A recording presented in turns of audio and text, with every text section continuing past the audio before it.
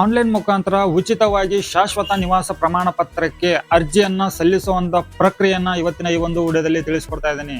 ಈ ಒಂದು ಶಾಶ್ವತ ನಿವಾಸ ಪ್ರಮಾಣ ಪತ್ರದ ಅವಶ್ಯಕತೆ ನಿಮಗೆ ಯಾವಾಗ ಬೀಳುತ್ತೆ ಅನ್ನೋದಾಯ್ತು ಅಂತಂದ್ರೆ, ಇವಾಗ ಸದ್ಯದಲ್ಲಿ ನಡೀತಾ ಇರೋದು ವೋಟರ್ ID ಕಾರ್ಡಿನ ಒಂದು SIR. ಈ ಒಂದು SIR ಗೆ ಅಷ್ಟೇ ಅಲ್ಲದೇನೆ ನಿಮ್ಮ ಒಂದು ಸರ್ಕಾರಿ ನೌಕರಿಗಾಗಿರ್ಬೋದು ಅಥವಾ ಈ ಒಂದು SIR ಗಾಗಿರ್ಬೋದು ಈ ಒಂದು ಶಾಶ್ವತ ನಿವಾಸ ಪ್ರಮಾಣ ಪತ್ರದ ಅಗತ್ಯ ಇದೆ. ಈ ಒಂದು ಪ್ರಮಾಣ ಪತ್ರ ನೀವು ಉಚಿತವಾಗಿ ಆನ್ಲೈನ್ ಮುಖಾಂತರ ಅರ್ಜಿಯನ್ನ ಸಲ್ಲಿಸ್ಬಿಟ್ಟು ಪಡೆದುಕೊಳ್ಳೋದು ಹೇಗೆ, ಅರ್ಜಿ ಸಲ್ಲಿಸೋದು ಹೇಗೆ, ಅರ್ಜಿ ಸಲ್ಲಿಸಲಿಕ್ಕೆ ಯಾವ ಎಲ್ಲ ದಾಖಲೆಗಳು ಬೇಕಾಗುತ್ತೆ ಅನ್ನೋದ್ರ ಬಗ್ಗೆ ಒಂದೊಂದಾಗಿ ನಾನು ನಿಮಗೆ ತಿಳಿಸ್ಕೊಟ್ಬಿಟ್ಟು ಜೊತೆಗೆ ಅರ್ಜಿಯನ್ನ ಸಲ್ಲಿಸಿ ಕೂಡ ತೋರಿಸ್ಕೊಡ್ತೇನೆ. ಸೊ ಹಾಗಿದ್ರೆ ವಿಡಿಯೋನ ಪೂರ್ತಿಯಾಗಿ ನೋಡಿ. ಚಾನಲ್ಗೆ ಯಾರೆಲ್ಲ ಹೊಸಬರು ಇದ್ರು ಚಾನಲ್ಗೆ ತಪ್ಪದೇ ಸಬ್ಸ್ಕ್ರೈಬ್ ಮಾಡ್ಕೊಳ್ಳಿ. ಇದೇ ತರ ಉಪಯುಕ್ತ ಮಾಹಿತಿಗಳು ನಿಮಗೆ ನಿರಂತರವಾಗಿ ನೋಟಿಫಿಕೇಶನ್ ಬರ್ತಾ ಇರುತ್ತೆ. ಸೊ ನೋಡಿ ವೀಕ್ಷಕರೇ, ನಾವು ಮೊದಲು ಈ ಶಾಶ್ವತ ನಿವಾಸ ಪ್ರಮಾಣ ಪತ್ರದ ಅಗತ್ಯವನ್ನ ತಿಳ್ಕೊಂಡಿರ್ತೀವಿ. ಸೊ ಅದನ್ನ ನಾವು ಇವಾಗ ಅಪ್ಲೈ ಮಾಡಬೇಕು ಅಂತಂದ್ರೆ ಮೊದಲು ನಾವು ಸ್ವಯಂ ದೃಢೀಕರಣ ಪ್ರಮಾಣ ಪತ್ರವನ್ನ ಕಡ್ಡಾಯವಾಗಿ ಅಪ್ಲೋಡ್ ಮಾಡಲೇಬೇಕು. ನಾನು ಇಲ್ಲಿ ಪಕ್ಕದಲ್ಲಿ ನಿಮ್ಗೆ ತೋರಿಸ್ತಾ ಇದ್ದೇನೆ. ಈ ಒಂದು ಸೆಲ್ಫ್ ಅಫಿಡವಿಟ್ ಫಾರ್ಮ್ ಎಲ್ಲಿ ಸಿಗುತ್ತೆ, ಆ ಒಂದು ಫಾರ್ಮ್ ಅನ್ನ ನಾವು ಹೇಗೆ ಡೌನ್ಲೋಡ್ ಮಾಡೋದು, ಡೌನ್ಲೋಡ್ ಮಾಡಿದ ನಂತರ ಆ ಒಂದು ಫಾರ್ಮ್ ನಲ್ಲಿ ಏನ್ ಫಿಲ್ಅಪ್ ಮಾಡಬೇಕಾಗುತ್ತೆ, ಜೊತೆಗೆ ಆ ಒಂದು ಫಾರ್ಮ್ ಅನ್ನ ನಾವು 300 KB ಯಲ್ಲಿ PDF ಫಾರ್ಮೆಟ್ ನಲ್ಲಿ ರೆಡಿ ಮಾಡಿಕೊಂಡು ನಾವು ಅಗತ್ಯ ಬಿದ್ದ ದಾಖಲೆಯಲ್ಲಿ ಈ ಒಂದು ದಾಖಲೆಯನ್ನ ಅಪ್ಲೋಡ್ ಮಾಡಬೇಕಾಗತ್ತೆ. ಈ ಒಂದು ದಾಖಲೆಯನ್ನ ಅಪ್ಲೋಡ್ ಮಾಡೋದು ಕಡ್ಡಾಯ. ಸೊ ಹಾಗಿದ್ರೆ ನಾವು ಇಲ್ಲಿ 10 ವರ್ಷದಿಂದ ಕರ್ನಾಟಕದಲ್ಲಿ ವಾಸವಾಗಿದ್ದೇವೆ ಅನ್ನೋದಕ್ಕೆ ಒಂದು ಬಲವಾದ ದಾಖಲೆ ಕೂಡ ನೀವು ಅಪ್ಲೋಡ್ ಮಾಡಬೇಕು. ಹಾಗಿದ್ದಾಗ ಮಾತ್ರ ನಿಮಗೆ ಈ ಒಂದು ಶಾಶ್ವತ ನಿವಾಸ ಪ್ರಮಾಣ ಪತ್ರ ಸಿಗುತ್ತೆ. ಹಾಗಿದ್ರೆ ನೀವು 10 ವರ್ಷಗಳ ಕಾಲ ಕರ್ನಾಟಕ ರಾಜ್ಯದಲ್ಲಿ ಇದ್ದೀರಾ ಅನ್ನೋದಕ್ಕೆ ಯಾವೆಲ್ಲ ದಾಖಲೆಗಳನ್ನ ನೀವು ಅಪ್ಲೋಡ್ ಮಾಡಬೇಕಾಗತ್ತೆ. ಸೊ 8 ಆಪ್ಷನ್ಗಳಿರುತ್ತೆ. ಆ ಒಂದು ಆಪ್ಷನ್ಗಳಲ್ಲಿ ಯಾವುದಾದ್ರೂ ಒಂದು ದಾಖಲೆಯನ್ನ ನೀವು ಅಪ್ಲೋಡ್ ಮಾಡ್ಬೋದು. ಅದನ್ನ ನಾನು ನಿಮಗೆ ಒಂದೊಂದಾಗಿ ತಿಳಿಸ್ಕೊಡ್ತಾ ಹೋಗ್ತೇನೆ. ಇವಾಗ ನಾನು ನಿಮಗೆ ಆನ್ಲೈನ್ ಮುಖಾಂತರ ಈ ಒಂದು ಶಾಶ್ವತ ನಿವಾಸ ಪ್ರಮಾಣ ಪತ್ರ ಪರ್ಮನೆಂಟ್ ರೆಸಿಡೆನ್ಷಿಯಲ್ ಸರ್ಟಿಫಿಕೇಟ್ಗೆ ಅರ್ಜಿಯನ್ನ ಸಲ್ಲಿಸುವಂತ ಒಂದು ಪ್ರಕ್ರಿಯೆಯನ್ನ ತಿಳಿಸ್ಕೊಡ್ತಾ ಇದ್ದೇನೆ. ಸೊ ಹಾಗಿದ್ರೆ ವಿಡಿಯೋನ ಪೂರ್ತಿಯಾಗಿ ನೋಡಿ. ಇವಾಗ ನಾನು ನನ್ನ ಒಂದು ಕಂಪ್ಯೂಟರ್ ಸ್ಕ್ರೀನ್ ಅಲ್ಲಿ ನಿಮಗೆ ಪ್ರೊಸೆಸ್ ಅನ್ನ ತಿಳಿಸ್ತಾ ಹೋಗ್ತೀನಿ. ಮೊದಲು ನಾವು ನಾಡ ಕಚೇರಿ ಪೋರ್ಟಲ್ಗೆ ಬರ್ಬೇಕಾಗತ್ತೆ. ಪೋರ್ಟಲ್ಗೆ ಬಂದ ನಂತರ ನಾವಿಲ್ಲಿ ಅರ್ಜಿ ಸಲ್ಲಿಸೋಕ್ಕಿಂತ ಮೊದಲು ನಾವು ಲ್ಯಾಂಗ್ವೇಜ್ ಯಾವ್ದು ಅನ್ನೋದನ್ನ ಸರಿಯಾಗಿ ಆಯ್ಕೆ ಮಾಡ್ಕೋಬೇಕು. ಸೊ ಇವಾಗ ಕನ್ನಡ ಲ್ಯಾಂಗ್ವೇಜ್ ಅನ್ನ ಆಯ್ಕೆ ಮಾಡ್ಕೊತಾ ಇದ್ದೇನೆ. ಇದರ ನಂತರ ಹೊಸ ವಿನಂತಿ ಮೇಲೆ ಹೋಗ್ಬಿಟ್ಟು ಅದರ ಕೆಳಗಡೆ ವಾಸಸ್ಥಳ ಪ್ರಮಾಣ ಪತ್ರ ಅಂತ ಇದೆ. ಅದ್ರ ಮುಂದಗಡೆ 3 ಆಪ್ಷನ್ಗಳು ಇದಾವೆ. ಮೊದಲು 2 ಮಾತ್ರ ಇತ್ತು, ಇವಾಗ ಶಾಶ್ವತ ನಿವಾಸ ಪ್ರಮಾಣ ಪತ್ರ ಅಂತ 3ನೇ ಆಪ್ಷನ್ ಬಂದಿದೆ. ಅದನ್ನ ಕ್ಲಿಕ್ ಮಾಡ್ಕೊಳ್ಳಿ. ನೀವಿಲ್ಲಿ ಅಫಿಡವಿಟ್ ಅಂತ ಇದೆ ನೋಡಿ, ಈ ಒಂದು ದಾಖಲೆಯನ್ನ ಕಡ್ಡಾಯವಾಗಿ ನೀವು ಅಪ್ಲೋಡ್ ಮಾಡಲೇಬೇಕು. ಈ ದಾಖಲೆಯನ್ನ ನೀವು ಇಲ್ಲಿ ಕೊಟ್ಟಿದ್ದಾರೆ ನೋಡಿ, ಇದನ್ನ ಓದ್ಕೊಳ್ಳಿ. ಅದ್ರ ಕೆಳಗಡೆ ಕ್ಲಿಕ್ ಹಿಯರ್ ಟು ಡೌನ್ಲೋಡ್ ಅಂತ ಇದೆ ನೋಡಿ, ಈ ಒಂದು ಸೆಲ್ಫ್ ಅಫಿಡವಿಟ್ ಫಾರ್ಮ್ ಡೌನ್ಲೋಡ್ ಆಗುತ್ತೆ. ಈ ಫಾರ್ಮು ನಿಮಗೆ ಕನ್ನಡ ಲ್ಯಾಂಗ್ವೇಜ್ ನಲ್ಲಿ ಮತ್ತೆ ಇಂಗ್ಲಿಷ್ ಲ್ಯಾಂಗ್ವೇಜ್ ನಲ್ಲಿ ಸಿಗುತ್ತೆ. ಸೊ ನೀವು ಯಾವ ಒಂದು ಲ್ಯಾಂಗ್ವೇಜ್ ನಲ್ಲಿ ಸರ್ಟಿಫಿಕೇಟ್ಗೆ ಅಪ್ಲೈ ಮಾಡ್ತಾ ಇರ್ತೀರೋ ಆ ಒಂದು ಫಾರ್ಮೆಟ್ ಅನ್ನ ಆ ಲ್ಯಾಂಗ್ವೇಜ್ ನಲ್ಲಿ ಸ್ಕ್ಯಾನ್ ಮಾಡಿಕೊಂಡು ರೆಡಿ ಮಾಡಿಕೊಂಡು ಅಪ್ಲೋಡ್ ಮಾಡಬೇಕಾಗತ್ತೆ.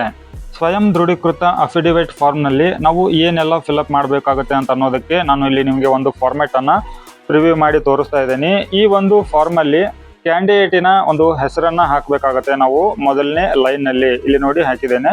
ಸೊ ಇದರ ನಂತರ ಅವರ ತಂದೆ ಅಥವಾ ತಾಯಿ, ಪತಿ, ಪತ್ನಿ ಏನಿದೋ ಅದನ್ನ ಸೆಲೆಕ್ಟ್ ಮಾಡಿಕೊಂಡು ಅವ್ರ ಹೆಸರನ್ನ ಹಾಕಿ, ಕ್ಯಾಂಡಿಡೇಟಿನ ಒಂದು ವಯಸ್ಸನ್ನ ಹಾಕಿ, ಒಂದು ವಿಳಾಸವನ್ನ ಹಾಕಿ, ಇಲ್ಲಿ ಕೂಡ ಸೇಮ್ ಅದೇ ಇಷ್ಟು ಮಾಹಿತಿಯನ್ನ ಹಾಕಿಬಿಟ್ಟು ನೀವು ಈ ಫಾರ್ಮ್ ಅನ್ನ PDF ಫಾರ್ಮೆಟ್ ನಲ್ಲಿ ರೆಡಿ ಮಾಡ್ಕೋಬಹುದು. ಸೊ ಅದೇ ರೀತಿ ನೀವು ಇಂಗ್ಲಿಷ್ ನಲ್ಲಿ ಫಿಲ್ಅಪ್ ಮಾಡೋದಾಯ್ತಂದ್ರೆ ಈ ತರ ಫಿಲ್ಅಪ್ ಮಾಡ್ಕೊಳ್ಳಿ. ಸೊ ಇಷ್ಟು ದಾಖಲೆಯನ್ನ ರೆಡಿ ಮಾಡಿ ಇಟ್ಟುಕೊಂಡು ನಾವು ಮತ್ತೆ ನಾಡ ಕಚೇರಿ ಪೋರ್ಟಲ್ಗೆ ಬಂದ್ಬಿಟ್ಟು ಇಲ್ಲಿ PDF ಫಾರ್ಮೆಟ್ ಅನ್ನ 300 KB ಅಪ್ಲೋಡ್ ಮಾಡೋದು ಕಡ್ಡಾಯ. ಇದರ ನಂತರ ಮುಂದುವರಿಸಿ ಮೇಲೆ ಕ್ಲಿಕ್ ಮಾಡ್ಕೊಳ್ಳಿ. ನೀವು ಇಲ್ಲಿ ಓದ್ಕೋಬಹುದು. ಒಂದು ವೇಳೆ ನಿಮ್ಮ ಹತ್ರ ಪರ್ಮನೆಂಟ್ ರೆಸಿಡೆನ್ಷಿಯಲ್ ಸರ್ಟಿಫಿಕೇಟು ಬೇರೆ ಯಾವುದಾದ್ರೂ ಸ್ಟೇಟಿನಲ್ಲಿ ಹೊಂದಿದ್ರೆ ಎಸ್ ಅಂತ ಹೇಳಿ ಕ್ಲಿಕ್ ಮಾಡ್ಕೊಳ್ಳಿ ಅಂತ ಹೇಳಿ ಕೊಟ್ಟಿದ್ದಾರೆ. ಒಂದು ವೇಳೆ ನೀವು ಯಾವುದೇ ಸ್ಟೇಟ್ನಲ್ಲಿ ಶಾಶ್ವತ ಪ್ರಮಾಣ ಪತ್ರ ಹೊಂದಿಲ್ಲ ಅಂತಂದ್ರೆ ನೋ ಮೇಲೆ ಕ್ಲಿಕ್ ಮಾಡ್ಕೊಳ್ಳಿ. ಇದು ನಿಮ್ಮ ಆಧಾರ್ ವೆಬ್ಸೈಟಿಗೆ ಅಥೆಂಟಿಫಿಕೇಶನ್ ಮಾಡೋದಕ್ಕೆ ರೀಡೈರೆಕ್ಟ್ ಆಗಿ ಈ ಒಂದು EKYC ಸರ್ವಿಸ್ ಪೇಜಿಗೆ ಬರುತ್ತೆ. ಇಲ್ಲಿ ನಿಮ್ಮ ಒಂದು ಆಧಾರ್ ಕಾರ್ಡ್ ನಂಬರನ್ನು ಹಾಕಿಬಿಟ್ಟು ಚೆಕ್ ಮಾರ್ಕ್ ಅನ್ನ ಟಿಕ್ ಮಾಡಿಕೊಂಡು ಸ್ಕ್ರೋಲ್ ಡೌನ್ ಮಾಡಿ OTP ಅಂತ ಹೇಳಿ ಸೆಲೆಕ್ಟ್ ಮಾಡಿಕೊಂಡು ಮತ್ತೆ OTP ಪಡೆಯಿರಿ ಮೇಲೆ ಕ್ಲಿಕ್ ಮಾಡ್ಕೊಳ್ಳಿ. ಸೊ ಇವಾಗ ನಿಮ್ಮ ಆಧಾರ್ ಕಾರ್ಡಿಗೆ ಲಿಂಕ್ ಇರುವಂಥ ಮೊಬೈಲ್ ನಂಬರ್ಗೆ OTP ಹೋಗಿರುತ್ತೆ. ಆ ಒಂದು OTP ಅನ್ನ ನೀವಿಲ್ಲಿ ಎಂಟರ್ ಮಾಡಬೇಕಾಗತ್ತೆ. OTP ಅನ್ನ ಹಾಕಿಬಿಟ್ಟು ಸಲ್ಲಿಸ ಮೇಲೆ ಕ್ಲಿಕ್ ಮಾಡ್ಕೊಳ್ಳಿ. ಇದು ನಿಮ್ಮ ನೆಕ್ಸ್ಟ್ ಪೇಜು ಪ್ರಿವ್ಯೂ ಆಗುತ್ತೆ.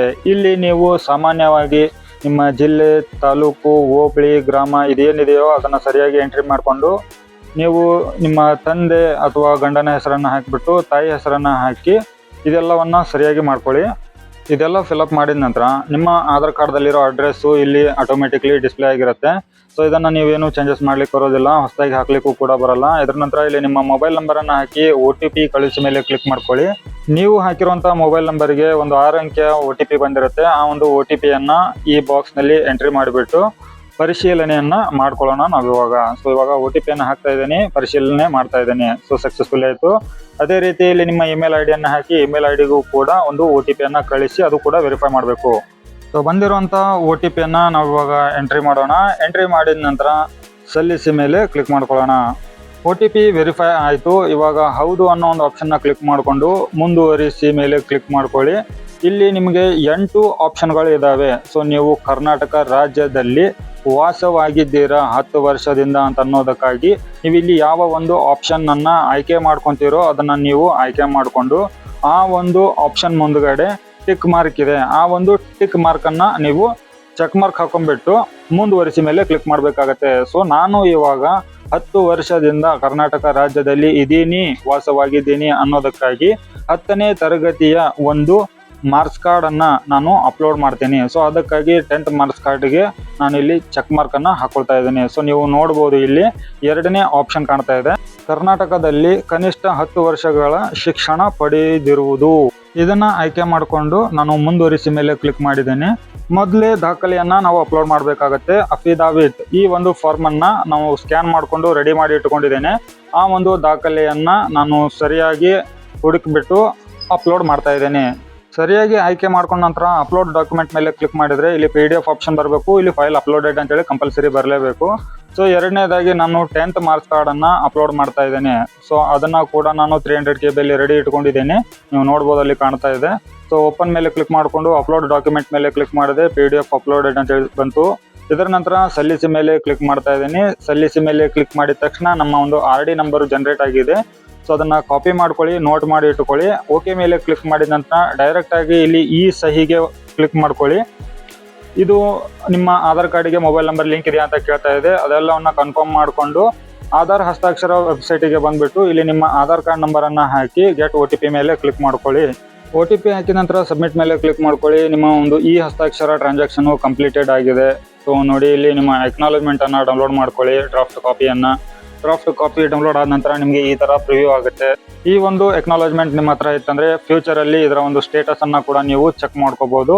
ಈ ಒಂದು ಸರ್ಟಿಫಿಕೇಟು ನಿಮಗೆ ಒಂದು 3 ರಿಂದ 4 ದಿವಸ, ಸರ್ಕಾರದ ಟೈಮಿಂಗ್ ಅಂತೂ 21 ದಿವಸ ಇರುತ್ತೆ. ಸೊ ಅದರೊಳಗಡೆ ನಿಮಗೆ ಈ ಫಾರ್ಮು ಸಿಗುತ್ತೆ. ಈ ಮಾಹಿತಿ ತಮಗೆ ಉಪಯೋಗ ಆಗಿದ್ರೆ ವಿಡಿಯೋಗೆ ಒಂದು ಲೈಕ್ ಕೊಟ್ಟು ಚಾನಲ್ಗೆ ಸಬ್ಸ್ಕ್ರೈಬ್ ಮಾಡಿ. ಮತ್ತೆ ಹೊಸ ಮಾಹಿತಿಯೊಂದಿಗೆ ಸಿಗ್ತೀನಿ. ಅಲ್ಲಿವರೆಗೂ ಜೈ ಹಿಂದ್.